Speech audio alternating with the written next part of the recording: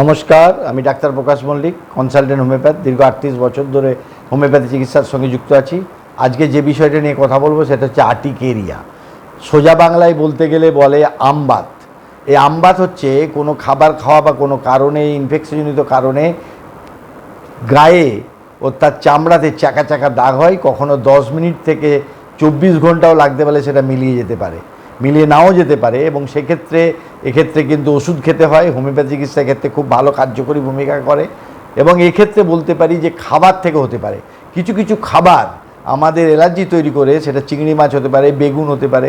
এছাড়াও কিন্তু আমরা দেখেছি আমার চিকিৎসক জীবনে কারো ভাত থেকেও হতে পারে। সেটা কিন্তু ডিটেক্ট করতে হবে অ্যালার্জি টেস্টের মাধ্যমে, কোন প্রোডাক্টটা তার হচ্ছে। আবার কিছু কিছু ওষুধের জন্যও হতে পারে, penicillin group of drug, sulphur group of drug, এগুলো খেলেও কিন্তু অ্যালার্জি বা আমবাত হতে পারে।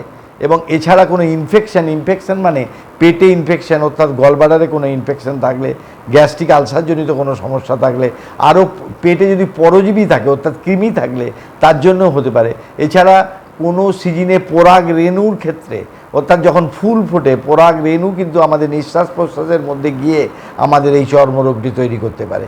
এক্ষেত্রে হোমিওপ্যাথি চিকিৎসা কার্যকরী ভূমিকা রাখে। অ্যান্টিমকুট বলে ওষুধ আছে, রাস্টাক্স বলে ওষুধ আছে, রাসবেন বলে ওষুধ আছে, এবং মাদার টিনচার আজাডিডাক্টা মাদার বলে একটা ওষুধ আছে।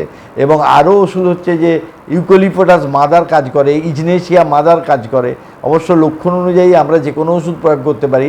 আমি এই ওষুধগুলো বললাম, আমাদের এই ভিডিওতে অনেক কমেন্ট বক্সে কমেন্ট আছে, স্যার আপনি ওষুধ বলছেন না। আসলে ওষুধগুলো এভাবে বলা যায় না, কারণ চিকিৎসক তার অভিজ্ঞতার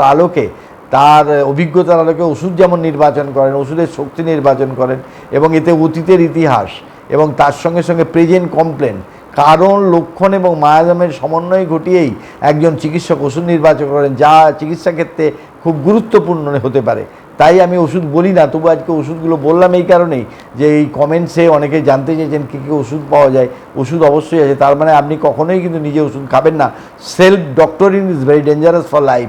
তার ডোজ, তার মাত্রা এবং তার কতক্ষণ পরে খাবেন এবং তার পোটেন্সিটা কত, 30-200, এবং এটা বয়স, তার গভীরতা এবং তার অবস্থা, তার মানসিক অবস্থা, তার বুদ্ধিমত্তা, এগুলো নিয়েই কিন্তু ওষুধ নির্বাচন করা হয়।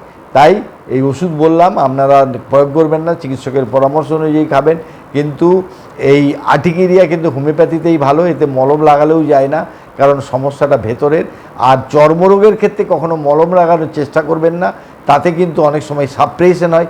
সাপ্রেশন ইজ মানে অল ডিজিজ কজ হতে পারে। এবং সেই জন্য হোমিওপ্যাথি চিকিৎসার ক্ষেত্রে ভালো একটু ধৈর্য ধরে চিকিৎসা করলে, যদি খাদ্য থেকে হয়, অ্যালার্জি টেস্ট করে পাওয়া যায়, সেই খাদ্যগুলো যদি আমরা না খাই এবং তার সঙ্গে সঙ্গে চিকিৎসকের পরামর্শে যদি ওষুধ খাই, তাহলে এই আর্টিকেরিয়ার হাত থেকে আমরা সহজেই মুক্তি পেয়ে যাব। যাই হোক, আপনারা ভালো থাকুন, অপরকে ভালো থাকতে সাহায্য করুন।